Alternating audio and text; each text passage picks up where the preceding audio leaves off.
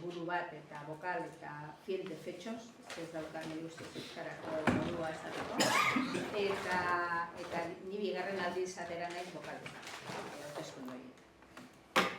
Galdera bat nuen, zuentzako, ezagutzen duzue zuia? Bai, ondo, nota ona. Sarria, ezagutzen duzue? Baita, nuen espero.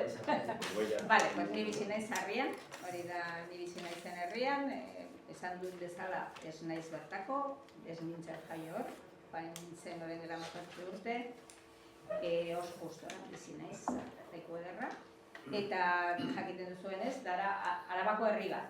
Eta ni ustez, Araba izatea badauka bere garrantzia. Ze, lo bueno y por lo malo, lehen esan duzun bezala, ez?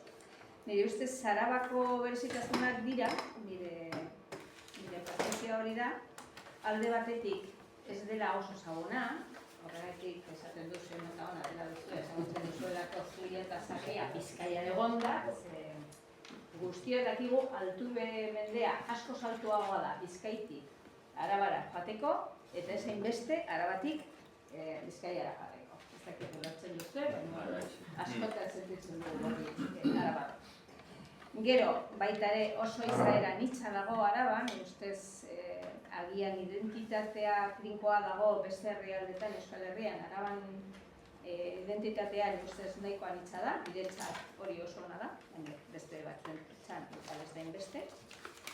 Autoestima bajua, hori baita ere, ustez gure ezaugarri bat, ez gara oso horrela, potenteak, esateko gure gauzak hobeak epidenak, ez dut uste horrela denik. Eta konservadorea gara desente.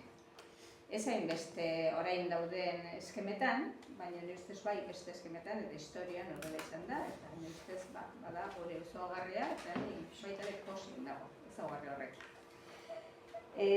Kontzejuan zorrera, nire ustez pixkat zuk dakizun ni baina askoz gehiago, baina nik irakurri nuen abertzituan izan da, justu nekazaritza eta abeltzainaren mugimendu bat sortu zen, batez ere jauntxo federalismoan aurka egiteko, eta pixkat kudeatzeko bakoitza bere esparrua, eta hortarako egin zuten pixkat erakunde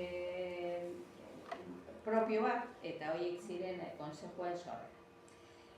Kontzejuak goraberak esan dira historian, edozein instituzio bezala, Kadizeko konstituzioarekin bertan bera geratu ziren, ez zuten instituzio lekurik, eta gero berriro sortu zen eta frankismoan bertan bera geratu ziren berriro. Gero 1994 urtean erabaki zen Eusko Jaurlaritzatik bultzada bat ematea eta Arabako diputazioa baita ere, eta orduan hor atera ziren eta hasi ziren berriro funtzionatzen. Zer da bere ezaugarria propioena momentu honetan? Lurraren jabetza. Eta da lurra komunala jabetzaren eta gestioaren kompetentzia.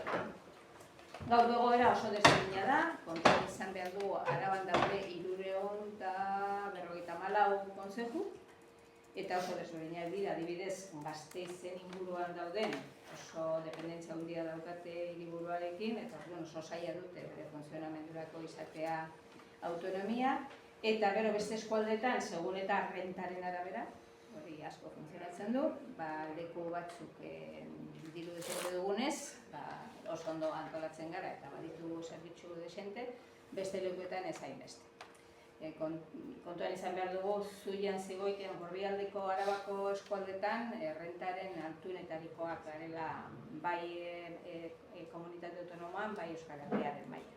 Eta nire ustez horrek ere markatzen du nolabait pixkat gure funtzionamendua. Udalbatza, gure udalbatza da kontzeju ireki bat, horrek nahi du esan edo zein auzokide bezino aldu etorri eta parte hartu dezake asanbladetan, asanbladak beti irekiak dira, beti antolatzen dugu, eta hori da erabakitzeko organo bakarra. Hau da, udalbatza, garela lehen esan dizuena, burua, bokala eta fiel de fechos, ezin dugu erabakiak hartu. Bakarrik aldugu proposatu asambledan eta asambledetan erabakitzen da erabaki behar dena.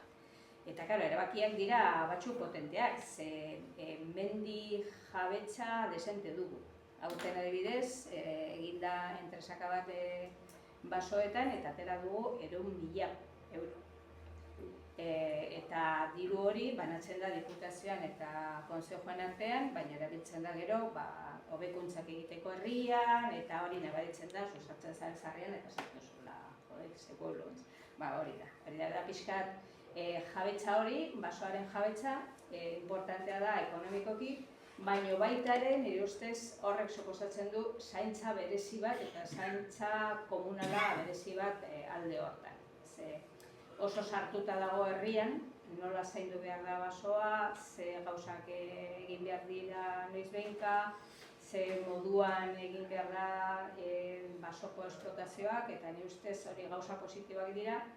Zer gertatzen ari da, zekitenek gauza guzti horiek poliki-poliki biltzen ari dira, eta berriak ailegatu garen, gara inadituak, eta batzuetan gaude nahiko galduta.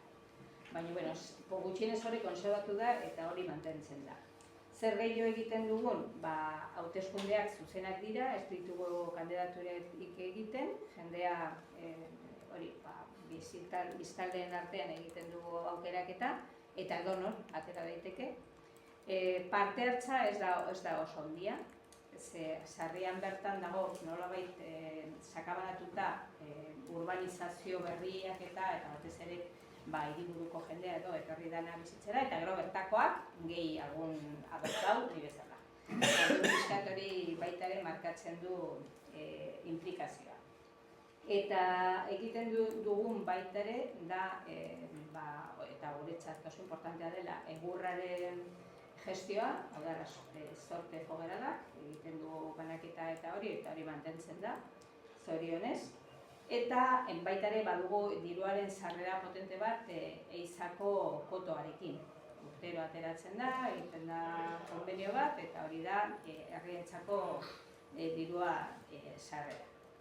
Eta baita ere, nolabait auzolanak egiten dira, ez hainbeste dirua aurreatzeko, baizik eta mantentzeko ohitura batzuk. Eta ohitura horiek dira, adibidez, bidea konpontzea herrian egiten da, lehen esan dugu markajez basoko zuaitzako aukeratzea sorberako baita ere herrian egiten da, eta gero egiten dira konponketak herrian, baina jendea dakitelako eta asko hobeto egiten dugulako, horrela, ez? Eta gero mantentzen da baita ere eraikuntz batzuk herrikoak direla, txokoa eta konsejoaren eraikuntza mantentzen da. Eta gero, normala den bezala, badugu gauza batzuk udaletxearen menpe daudenak eta beste batzuk konsejoaren menpe daudenak. Hor batzutan sortzen dira tirabirak eta normala da. Baita, nire ustez, orain arte ez da izan oso zaila konpontzea, gure kasuan, adibidez Gasteizko udaletxearekin kontseju txikiak aldamenekoak, arazoa larriak dituzte edozein negoziazioaren barruan, beti daude galtzen. Ez dago modurik ateratzeko gauza batzuk